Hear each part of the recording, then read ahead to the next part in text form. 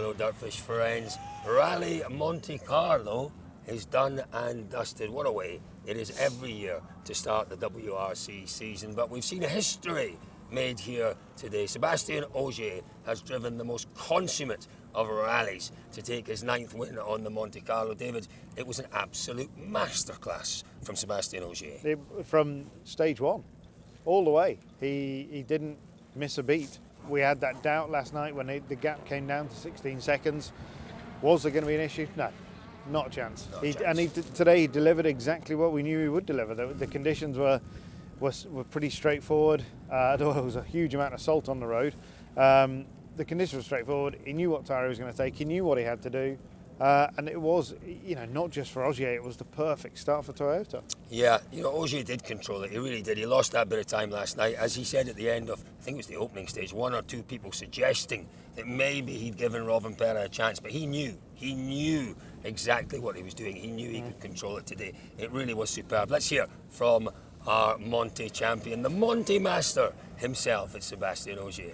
It feels great, and in my eyes, I don't count like this. So for me, it's 9, and whatever rally it is, Monte Carlo is Monte Carlo for me, and it feels great. It's been a fantastic week with the whole team, with Vincent. First win for Vincent as well. That's something very noticeable today, as he really deserved it.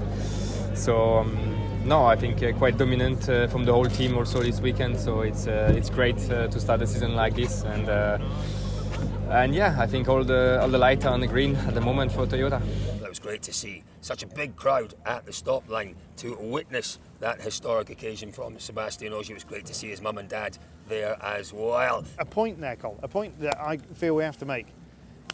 We have talked about the evolution of Sébastien Ogier, and we saw a big part of that again on the podium at the power stage. Vincent Landais taking the first win of his career, and the way that Sébastien Ogier dealt with that was so incredibly graceful. We have to say a word about this. When the champagne came, the guy went to hand it to Ogier straight away, and Seb said, "No, him first." And Sébastien never took his arm from around his shoulder in the national anthem. It was amazing, and just the emotion there was tremendous. And I was talking to Jari Matti about it at the end there, and Jari Matti said, Sébastien has lost, and he was reaching for the words, and I was like, the killer instinct, and he was like, no, he's still got that, Absolutely, which he has. But he has evolved. evolved. And we talked about Elvin being a bit of a statesman last night. Ogier has become the consummate statesman. Ogier is, and when Ogier retired.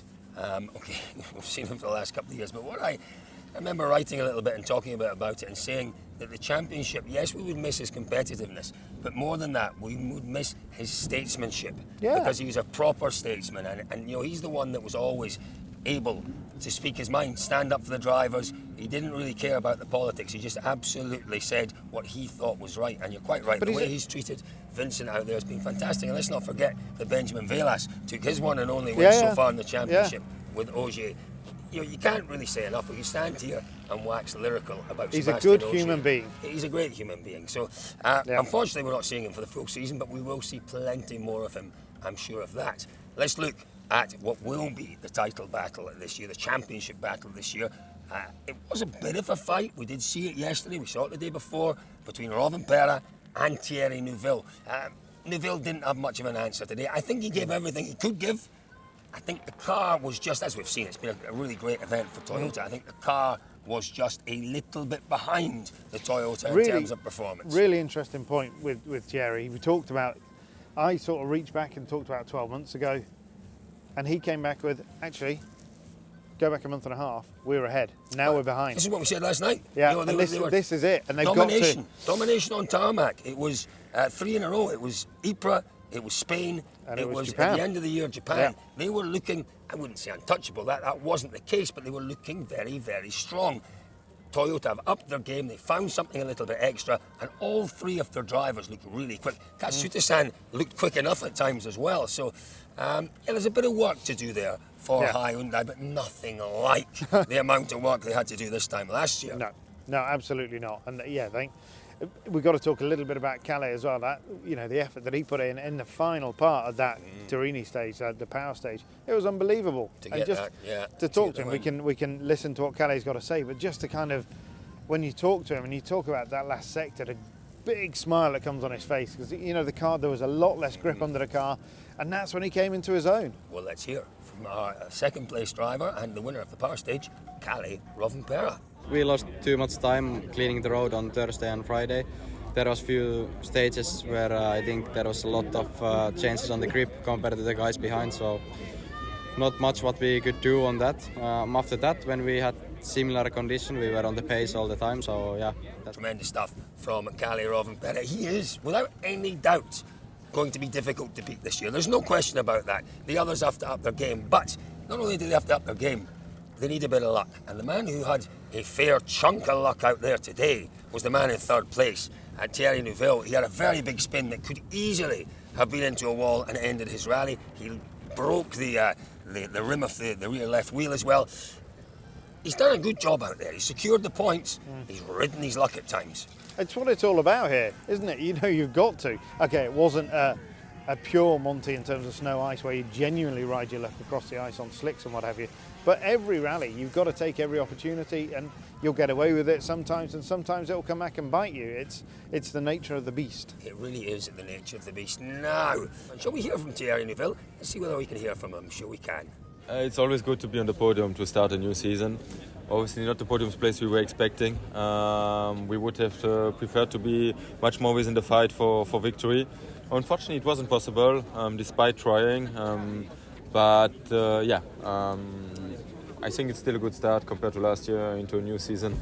And I think the speed wasn't that great, but it wasn't either that bad. So there's no reason to be alarmed too much. I think Sweden is a new event and we should be within the game. Well, we've already mentioned it. It really was a very, very strong event indeed for Toyota. It was a brilliant, I would call it, a recovery drive to fourth from Elfyn Evans. Puncture for Elfyn early on in the rally when he was pretty close. He was the closest to Sébastien Ogier. Really good recovery drive to fourth. Points in the power stage. That's a positive start for him. Totally, absolutely. And again, you know, talking to Elfyn here at the finish, he wasn't a little bit frustrated, but he said, I'm surprised people are surprised. Because he said, you know, go back that month and a half and I was leading Japan. So, you know, that progression had already started from Spain where he was dreadful. He started to move in the right direction. I think he's back. You know, I don't. Well, I hope so. I'm not. You know, he did go somewhere in terms of the comfort in the car. But again, talking to his dad, talking to Gwyndaf here, Gwyndaf said, you know, you don't forget how to drive. You don't forget how to be super quick. He hasn't forgotten it, and he will be back this year. And I don't think it was a question of forgetting how to drive last year. I think it was a question of just adapting to the new car. Sweden, for me, is going to be a real litmus test for him because we saw 2 years ago in Sweden, Elfyn Evans was the one that was untouchable. It was a brilliant drive in unusual Sweden conditions, shall we say, but Evans was just flying. When we go to Sweden in a few weeks' time, that'll be the test. Is he back? We'll find out when we get to Sweden. It will. And that equally, you know, there's a question mark, a small question mark at this point in proceedings over conditions in Sweden with quite warm weather and a bit of rain. Seriously? I've not heard that. Goodness me. Bit of rain in Umeå. So yeah, but equally that can work quite well because if it is warm, if it does rain, then we have a deep freeze. And then a bit of snow. That's perfect. So it's almost perfect. It's the perfect way. You have a lot of snow, little bit of a thaw, creates the ice base, more snow on top. Happy days. Beautiful conditions. Yeah. So Elfyn Evans, we'll watch closely when we get to Sweden. We have to talk about M Sports and we have to talk first up about Ott Tänak. You'll not be too disappointed. You know, it was a decent performance from him. A little bit of a technical issue with power steering yesterday. Maybe not quite the pace he was looking for, but that power stage performance was good. It was strong. It was. Second fastest through the power stage. Will he be happy? I think he will. He's not finished this event for a while. Is Ott Tänak ever happy? Yeah. He's happy when he's making me run up the road. But apart from that, I would say he's kind of middle of the road. He's very pragmatic now. If this was the result maybe 3 years ago or when he first started at Toyota, perhaps he would have been a bit more frustrated. But he's understood, you know, he's been through the process of learning cars, learning new cars. He's back there. He knows what the potential is of that car. I would say he is disappointed with the performance in terms of what he's done on this rally. That, you know, he's had a couple of issues. They know where those issues are. They've got some remedies ready to put into place for the coming events. It's the start of a new chapter for Ott. You know, he's put points on the board. That's the crucial thing. Really 3 years with nothing. Playing catch up from day one is really difficult, and he's not doing that this year. He's so not. Really good stuff. And Pierre-Louis Loubet, goodness me, a problem every day of the rally. He's a kid that we like. He's got a lot of talent, a lot of potential. Malcolm Wilson, I'm sure, will have some words of wisdom for him after this event. But it's all about learning. As long as he goes away, learns from the mistakes he's made, he's got a bright future this year. He has, and we've seen. Okay, you don't like to take split times in isolation, but we've seen real pace from him, and he'd not been here for a couple of years. You know, it was essentially a new event and a new car for him. So, for Pierre-Louis, he is massively disappointed because you come here as a Frenchman. This is the dream, isn't it? Monte Carlo.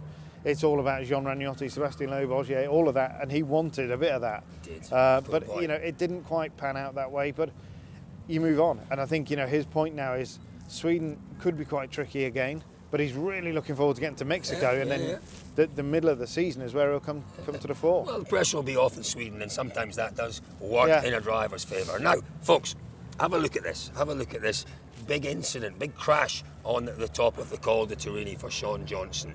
Really was a heavy accident, as you can see indeed. Now, if you want to hear Sean explaining exactly what happened there, if you want to take in a little bit of the atmosphere at the Col de Turini, myself and Elliot, our cameraman, were up there having a look. We caught up with Sean. Go to YouTube, go to the Dirtfish YouTube channel, have a look. There's a more in-depth review of that accident with Sean Johnson. Have you seen that one, David? Yep. It was big. It was big. The poor boy was quite, not too badly hurt, but he's hurt his ribs, he's hurt his back a little bit. It was a heavy impact. Big impact. An unusual crash. Unusual crash to have indeed. So, David, a final thought perhaps from you from Monte Carlo?